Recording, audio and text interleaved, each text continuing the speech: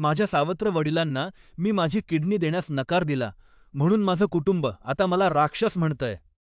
परिस्थिती अशी आहे की माझ्या सावत्र वडिलांच्या किडनीचं गंभीर आजारपण आहे आणि त्यांना ट्रान्सप्लांटची गरज आहे. ते एक खूप चांगले माणूस आहेत. हायस्कूलच्या काळात त्यांनी माझी जबाबदारी घेतली, मला वाढवलं आणि अगदी माझ्या कॉलेजच्या शिक्षणाचा पूर्ण खर्चही त्यांनीच केला. माझ्या आईने मला टेस्ट करून घेण्यास सांगितलं. खरं सांगायचं तर मी रिस्कला खूप घाबरलो होतो आणि मला आशा होती की माझी मॅच होणार नाही. पण दुर्दैवाने माझी मॅच झाली. मी रिझल्ट्स आईला सांगितले, पण मी तिला विनंती केली की काही दिवस हे गुपित ठेवावं, जेणेकरून मी या निर्णयाचा विचार करू शकेन.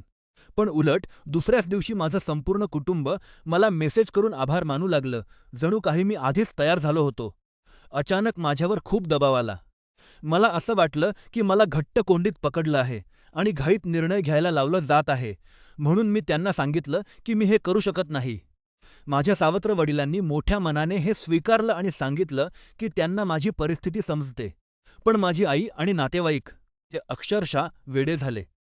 ते मला खूप शिव्या देत आहेत आणि सतत आठवण करून देत आहेत की जर ते नसते तर आज आपण रस्त्यावर असतो.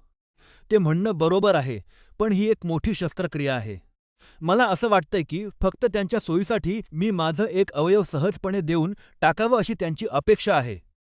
कदाचित मी भविष्यात माझा निर्णय बदलेन, पण सध्या मला खूप घुसमटल्यासारखं वाटतंय. आता मला सांगा, मी चुकीचा आहे का?